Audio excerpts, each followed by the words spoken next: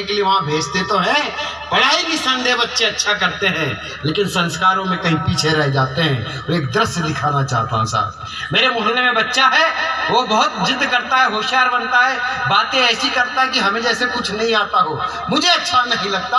हम उस सरकारी स्कूल के पढ़े हुए लोग जिनको गुरुजी बेशरम की लकड़ी से पीटा करते थे, आजकल के एडवांस कंप्यूटर्स एजुकेशन वाले बच्चे हम लोगों को हीन समझते हैं, लेकिन ऐसा लगता है कि ये हमारी दीवी पीढ़ी है, इन्हें हमारा सम्मान करना चाहिए। मैंने कहा बेटा इधर आ, बहुत होशियार बनता है, गाय हमारी माता है, उसके बारे में तुझे कुछ आता है? तो लड़का ने शरारती अंदाज में बोला कि अंकल आता वाता कुछ नहीं है, लेकिन अगर आप बता तो 2 मिनट में याद करके आपको पूरा बता दूंगा। उसको अपनी याददाश्त से बड़ा भरोसा था। मैंने कहा इस बच्चे को आजमाते हैं। मैंने कहा बता बेटा, सुन ले मेरी बात। तो फिर सुना कि गाय के 4 पैर होते हैं, गाय के 2 कान होते हैं, गाय के 2 सींग होते हैं, गाय की 2 आंखें होती है, गाय का एक मुंह होता है, गाय की पूंछ होती है। मैंने कहा सुना? बोले हाँ सुना।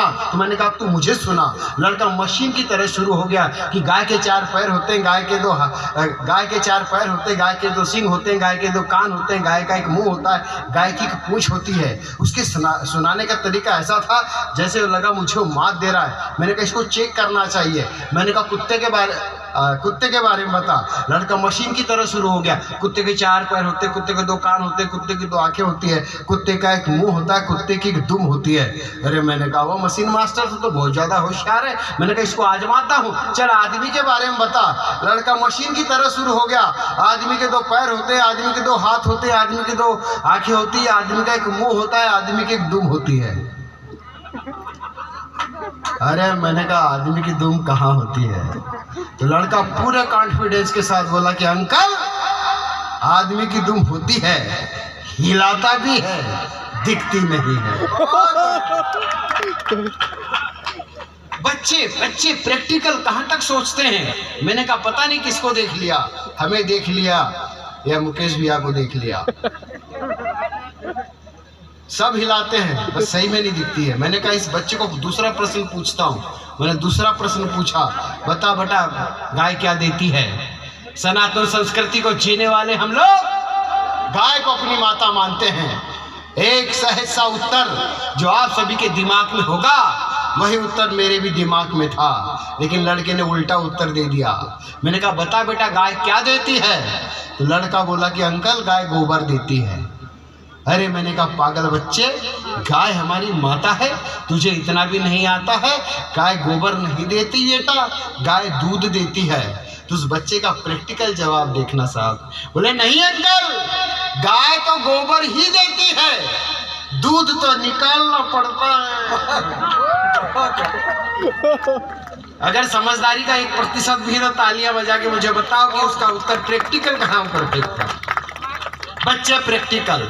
मैंने कहा बच्चा यार बहुत ज्यादा प्रैक्टिकल है। एक ऐसा प्रश्न पूछता हूँ, बच्चा अब उसे क्षमा मांगेगा। एक प्रश्न उसकी तरफ मैंने उछाला, लेकिन उसने ऐसा उत्तर दिया साहब कि क्षमा मांगने की स्थिति मेरी हो गई। मैंने कहा बताओ बेटा पहले मुर्गी या अंडा? यहाँ जितने भी लोग बैठे होंगे पता नहीं सबके दिमाग में बहुत सारे उत्तर होंगे, लेकिन परफेक्ट उत्तर के लिए लोग भी अभी शंकित हैं। मैंने प्रश्न उसके तरफ किया, उसने जो उत्तर दिया तो हमारी हालत खराब हो गई। मैंने कहा बता बेटा पहले मुर्गी या अंडा? तो लड़का पूरे कॉन्फिडेंस के साथ बोला कि अंकल पहले मुर्गी। मैंने कहा अंडा क्यों नहीं?